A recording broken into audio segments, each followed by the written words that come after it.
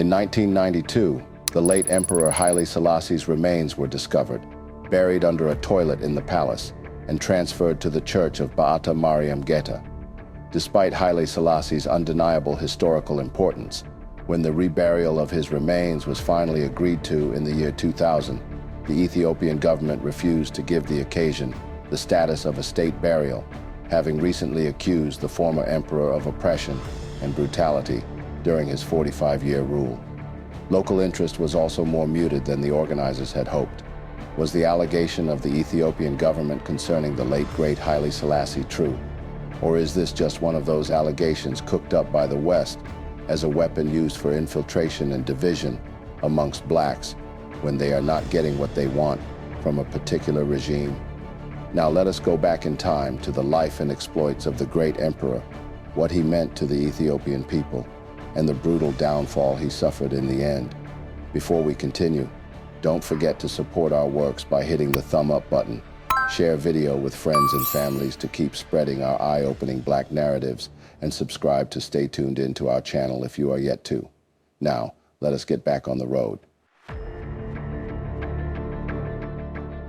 Haile Selassie's regime was overthrown in a 1974 coup by a military junta called the Derg, supported by the Soviet Union. While some Western powers initially supported Haile Selassie, their support was said to have eventually declined due to his alleged authoritarianism, corruption, and the growing influence of the Soviet Union in Ethiopia. But we all know too well that there are several great leaders of the African continent who have been set up to fall in the like manner as was done to Haile Selassie, only because they had refused the bidding of the West. We also know too well that Ethiopia's location and access to the Red Sea made it strategically important for Western powers. During Haile Selassie's reign, the West, particularly the United States, provided economic aid to Ethiopia in exchange for access to military installations and for Ethiopia's alignment with Western foreign policy interests, primarily the US. This was often framed as a quid pro quo, military assistance and training in return for base rights and Ethiopia's cooperation with Western goals in the Cold War era. The US provided military aid to Ethiopia, including training for Ethiopian military personnel and the presence of US military advisors. In exchange, Ethiopia granted the US access to its military installations, including communication and naval facilities. During the Cold War, Ethiopia's alignment with Western powers, particularly the US, was seen as strategically important. The US provided economic aid to strengthen Ethiopia's position against potential threats from the Soviet Union and its allies. Beyond the Cold War context, the US also offered economic aid to support Ethiopia's development plans, which aimed to modernize the economy and improve living conditions. This included technical missions and development plans to help Ethiopia transition from a subsistence economy to an agro-industrial economy, at least so it was said to be agreed upon by both parties. However, despite Haile Selassie's long-standing anti-communist stance and his role as a key Cold War ally, the West did not intervene to prevent his overthrow. A number of historians argue that the West's focus on the Cold War and its own political interests may have led to a lack of support for Selassie as his regime faced internal challenges. It is always about what the West wants, or nothing works. Now let us start from the beginning. King of Kings, Lord of Lords, conquering Lion of the tribe of Judah, elect of God, His Imperial Majesty, Haile Selassie I. These were the titles bestowed upon Ras Tafari Makonnen upon his coronation on November 2nd, 1930, as the last reigning monarch of the Solomonic dynasty, which claimed lineage to Menelik I, believed to be the son of King Solomon and the Queen of Sheba. After the death of his father's cousin, Emperor Menelik II, who had no sons of his own, took the young Tafari to the imperial court in Addis Ababa to raise him. Educated at home by French missionaries, Tafari at an early age favorably impressed the emperor with his intellectual abilities and was promoted accordingly. As governor of Sidamo and then of Harar province, he followed progressive policies, seeking to break the feudal power of the local nobility by increasing the authority of the central government, for example, by developing a salaried civil service. He thereby came to represent politically progressive elements of the population. When Menelik II died in 1913, his grandson Lige Yasu succeeded to the throne, but the latter's unreliability and his close association with Islam made him unpopular since the majority of the Ethiopian population were Christians. Tafari became the rallying point of the Christian resistance, and he deposed Lige Yasu in 1916. Zawditu, Menelik II's daughter, thereupon became empress in 1917, and Rastafari was bestowed with the power of the regent plenipotentiary of Ethiopia, Enderasi. During her administration, Zawditu was conservative in outlook, while Rastafari was progressive and more concerned with the focus of the aspirations of the modernist younger generation. In 1923, he had a conspicuous success in the admission of Ethiopia to the League of Nations. In the following year, he visited Jerusalem, Rome, Paris, and London, becoming the first Ethiopian ruler ever to go abroad. After countless bloody power struggles, the ambitious and astute string puller Tafari Makonnen, who bore the title Ras, which means a duke or prince, like his father, gained more and more support, influence, and power at the imperial court. And then, in 1928, he was crowned the king by the Empress Zawditu, whose health and position of power had by now been significantly undermined. It was the first occasion that an emperor, or ruling empress, had granted the title of Negus in the Ethiopian context. Previously, the title Negus had been used only by the kings of the constituent states of Ethiopia, such as the Negus of Shoa. In doing so, she had effectively handed over state power to him. As empress, she remained the nominal head of state, but only for a short while longer. Following the empress's death, the circumstances of which have never been fully clarified, Negus Tafari Makonnen was crowned Negusa Negast, meaning the King of Kings, Emperor of Ethiopia, in Addis Ababa on the 2nd of November 1930. The week-long coronation festivities, celebrated with much fanfare and attended by high-ranking European guests, including official representatives of the colonial powers such as France, Great Britain, and Italy, were covered in detail around the world. The regnal name of the new ruler was Haile Selassie I, which translates from Amharic as Power of the Trinity. This self-chosen name certainly has no ring of humility about it. For a chosen one of God, as all Ethiopian emperors were traditionally believed to be, however, the choice is not particularly surprising. Of much greater interest is the story of how this claim to divine power is derived.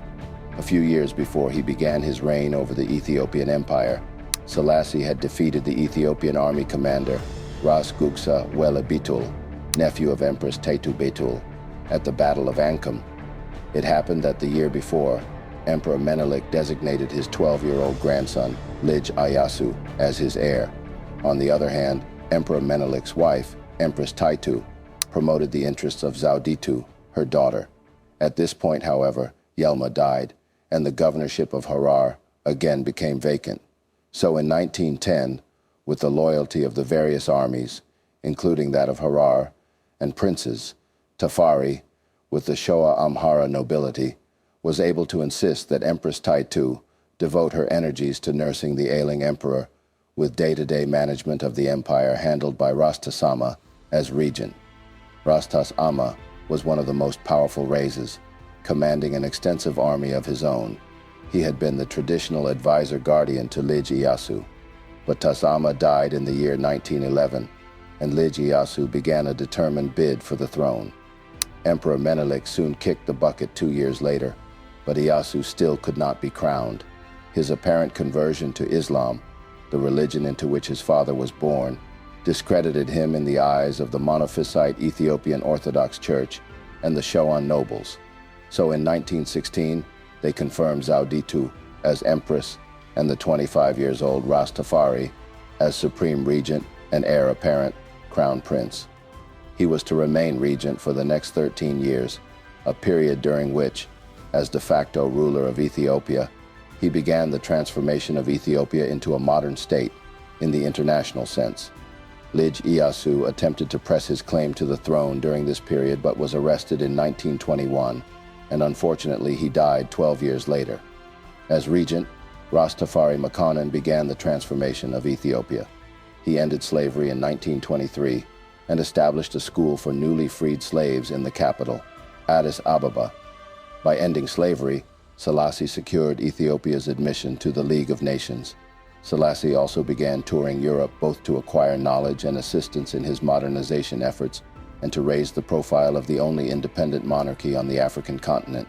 From the late 1920s on, Haile Selassie, in effect, was the Ethiopian government, and by establishing provincial schools, strengthening the police forces, and progressively outlawing feudal taxation, he sought help to both his people and increased the authority of the central government. Empress Zauditu, herself resentful of the growing popularity of the regent, had, in 1930, sent her husband's sizable army against Tafari's forces, but the army was immediately crushed and her husband killed. Strangely, on April 2nd, 2 days after Negus Tafari's victory against her husband, Empress Zauditu died. As an Ethiopian ruler seeking to modernize Ethiopia, Selassie would then introduce political and social reforms, including the 1931 Constitution and the abolition of slavery in 1942. The Constitution was Ethiopia's first written constitution. It provided room for a bicameral parliament and a legal code, and proclaimed all Ethiopians equal. This aside, Selassie also led the Ethiopian Empire during the Second Italo-Ethiopian War, and after its defeat, was exiled to the United Kingdom. When the Italian occupation of East Africa began, he traveled to Anglo-Egyptian Sudan to coordinate the Ethiopian struggle against fascist Italy. Continuing his modernization of the state, Selassie in 1931 established the first Ethiopian constitution, which centralized governmental power under his leadership. Selassie believed that a more powerful central government was necessary to carry out his modernization ideas for the nation's bureaucracy, military, and economy. Selassie also focused his attention on increasing public health services, providing electricity, and creating a modern telephone network. In 1931, he founded the Bank of Ethiopia, which introduced Ethiopian currency. Haile Selassie's ambitious programs were threatened by the aggressive expansion of Italian leader Benito Mussolini. Italy, which had already established a presence in neighboring Eritrea, sought to conquer Ethiopia and incorporate it into Italian East Africa. Without warning, Italy invaded Ethiopia on October 3, 1935, and fought for 7 months. Although the League of Nations named Italy the aggressor in the conflict, no further actions were taken. Italian forces easily defeated the Ethiopian army, forcing Haile Selassie and his family into exile in Great Britain on May 2, 1936. He appealed for help from the League of Nations in a memorable speech that he delivered to the body in Geneva on June 30, 1936. There, he protested the use of chemical weapons against his people and decried the advent of the technological refinement of barbarism. Although the League of Nations failed to intervene, Ethiopia received crucial support from Great Britain and France during World War II, as they found themselves at war with Germany and Italy. On May 5, 1941, Haile Selassie returned to Ethiopia with the aid of British, South African, and Ethiopian forces. By January 1942, Italian troops had been expelled from the country. Actually, Haile Selassie had accepted the assistance of the British military in helping them with the fight, and not their political help in rebuilding Ethiopia. He believed that with this, they intended to undermine his authority. This move further made Selassie to become increasingly concerned about outside influences in his nation, and therefore, it slowed down the modernization process he had initiated upon becoming emperor. Ethiopia increasingly became an autocratic state, isolated from much of the rest of the world community. Selassie, on the other hand, devoted most of the resources to controlling Eritrea, which came under Ethiopian rule after World War II. His military rule of that region led to an independence campaign that triumphed finally on May the 24th, 1993. Haile Selassie, undeterred by his country's poverty and stagnation, carved out a prominent role for himself on the world stage. His diplomatic efforts paid off in 1945, when Ethiopia became a charter member of the United Nations, solidifying its position in the global community. In addition to this, He established a new central judiciary and ensured that the new post-war government was filled with educated ministers with more specific powers. The new judiciary had the task of appointing its own judges, removing them from the hint of political preference. In 1950, he demonstrated his commitment to international cooperation by sending Ethiopian troops to fight under United Nations command in the Korean War. Throughout the decade, Selassie traveled extensively, engaging with world leaders and further establishing Ethiopia's presence in global affairs. Ethiopia, in the 1950s and 60s, was a nation deeply reliant on foreign aid and support, particularly from the United States, to secure the country's development while protecting its autonomy from a single foreign power. The Ethiopian emperor made a significant state visit to the Soviet Union. Arriving in Moscow in 1959, he was warmly received by the Soviet Premier, Nikita Khrushchev, who promised to grant Ethiopia over $100 million in development aid.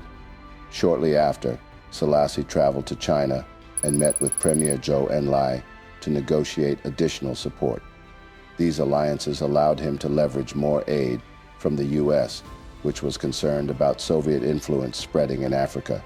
Selassie, always a skilled diplomat, presented Ethiopia as a pivotal African nation deserving of substantial Western support while keeping his other alliances discreetly operational.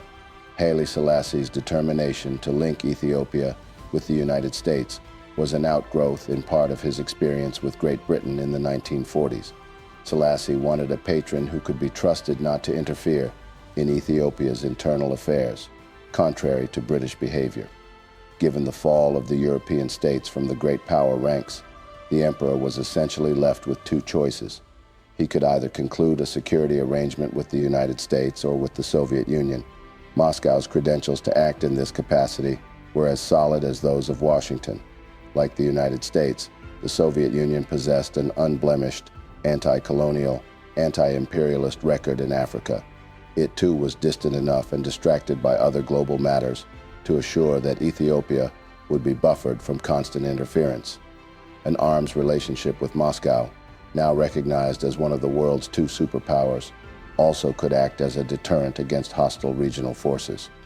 The U.S. and Ethiopian governments had signed a mutual assistance agreement on August 9, 1943. Ethiopian military forces, along with British military forces, suppressed the Woyan Rebellion in October 1943, resulting in the deaths of thousands of individuals. The U.S. government provided some $9 million in economic assistance to the government of Emperor Haile Selassie between April 2, 1948 and March 31, 1955. Government troops and peasants clashed in the Gojam region on August 2, 1950. The United Nations UN General Assembly approved the Federation of Ethiopia and Eritrea on December 2, 1950. Government troops suppressed a rebellion, and 8 individuals were sentenced to death for their involvement in the rebellion on July 26, 1951. Ethiopia requested military assistance from the U.S. government in October 1951. Elections to the Representative Assembly were held in Eritrea on March the 25th to 26th, 1952. The Representative Assembly adopted a constitution for Eritrea on July 10, 1952, and Emperor Haile Selassie ratified the constitution on August 11, 1952. Tedla Bairu was elected chief executive of Eritrea on August 28, 1952. Emperor Haile Selassie signed the Eritrean-Ethiopian Federation Act on September 11, 1952, and Eritrea joined the federation with Ethiopia on September the 15th that same year. The U.S. government agreed to provide military assistance and training for some 4,000 Ethiopian military personnel in the U.S. and some 300 U.S. military advisors in Ethiopia to the government of Emperor Haile Selassie on May the 22nd, 1953. The U.S. government provided military assistance to the Ethiopian government from 1953 to 1977, and some 4,000 U.S. military personnel were stationed at the Kagnu communication station in Asmara. In 1954, he became the first head of state to visit newly independent West Germany, receiving what would be reported as the most regal and ceremonial reception given to any visitor since the end of the war. He was welcomed as an equal and was above all interested in learning about the kind of technical progress which includes medical, agricultural, and industrial that he could take back to Ethiopia with him. Emperor Haile Selassie would issue a revised constitution on November 4, 1955, which prohibited political parties and established a council of ministers. The U.S. government provided some $12.5 million in economic assistance to the Ethiopian government between July 1, 1955 and June 30, 1957. Ethiopia would remain an esteemed partner of Germany, and Haile Selassie would be given another exuberant reception in Bonn in 1973, a year before his deposition. By 1955, Haile Selassie was ready to introduce the new national constitution in Ethiopia. The constitution was created through a consensus of input from an Ethiopian educated class, which had never been seen before in the country, and which was, to a great extent, created by the international exposure many Ethiopians had received because of the war. This new constitution gave him as much power as the previous one. Overt opposition to his rule surfaced in December 1960, when a dissident wing of the army secured control of Addis Ababa and was dislodged only after a sharp engagement with loyalist elements. To a great extent in the post-war era, Ethiopia enjoyed an unprecedented period of relatively uninterrupted stability and progress. 3 years later, in 1963, Haile Selassie had helped found the Organization of Africa Unity and built its headquarters in Addis Ababa. After visiting Jamaica in 1960, the Rastafarians, with thousands of supporters worldwide, had proclaimed him a living god.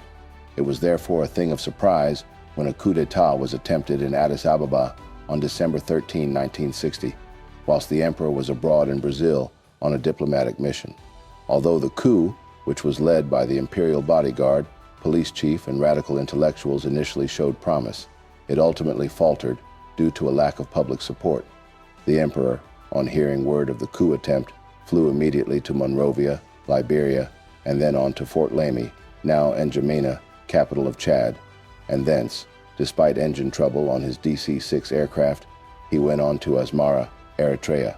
There his son-in-law, General Abiy Abebe, was governor, and with the emperor's final return to Ethiopia, the coup was all but over and completely collapsed by December 16th.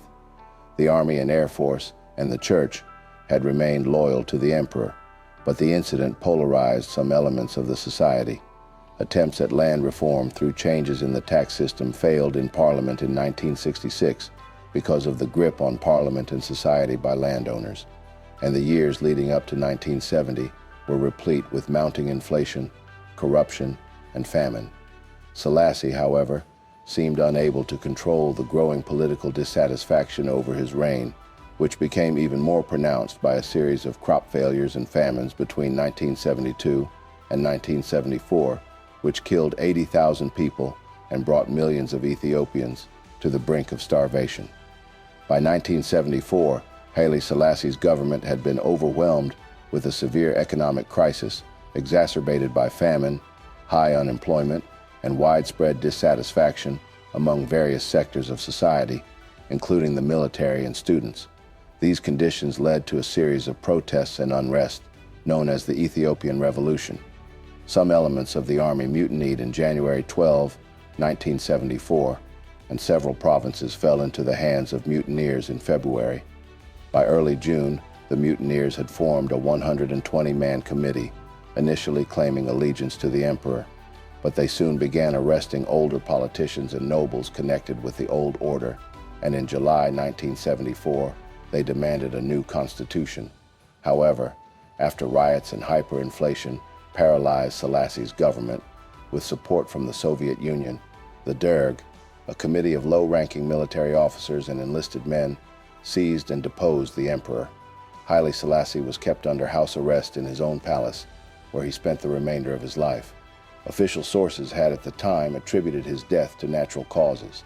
The Derg, now rebranded as the Provisional Military Administrative Council, seized control of the government, brutally abolishing the centuries-old monarchy and imposing a rigid Marxist-Leninist ideology on Ethiopia.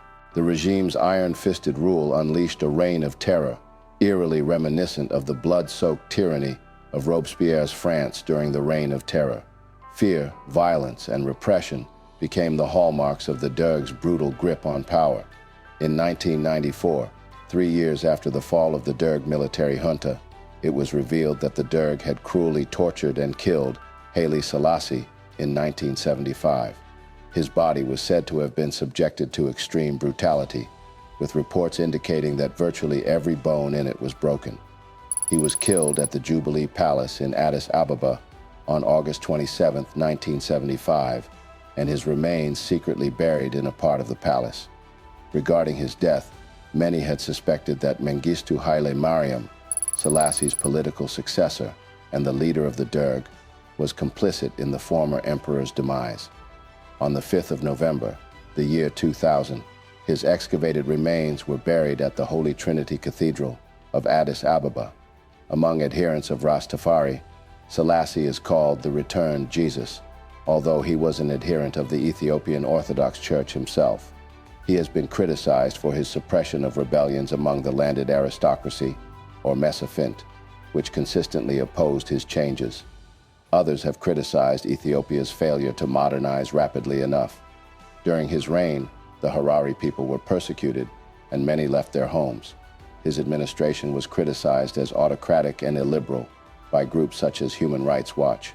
According to some sources, late into Selassie's administration, the Oromo language was banned from education, public speaking, and use in administration, though there was never a law that criminalized any language. His government relocated many Amhara people into southern Ethiopia. Following the death of Ethiopian civil rights activist Hachalu Hundessa in the year 2020, his bust in the United Kingdom was destroyed by Oromo protesters, and an equestrian monument depicting his father was removed from Harar. In closing, Haile Selassie is still remembered today for giving Ethiopia its first university, schools, hospitals, and a centralized government. The reforms he sought meant that Ethiopia was open to the outside world, and the emperor was recognized internationally as a clever and charismatic leader, a position which he used to the good of all Africa, promoting Pan-African efforts. Successive post-independence African leaders saw in him a defender of African values and independence. European leaders hailed him as an anti-fascist, and in Jamaica, Rastafarians worshipped him as the Messiah. That brings us to the end of yet another informative video. Don't forget to support our works by hitting on the thumbs up button in front of you. Share video with your friends and families to keep spreading our eye-opening Black narratives, and subscribe to kindly stay tuned into our channel if you are yet to. We are delighted to have you on this journey with us. Thank you for watching, and see you in the next one.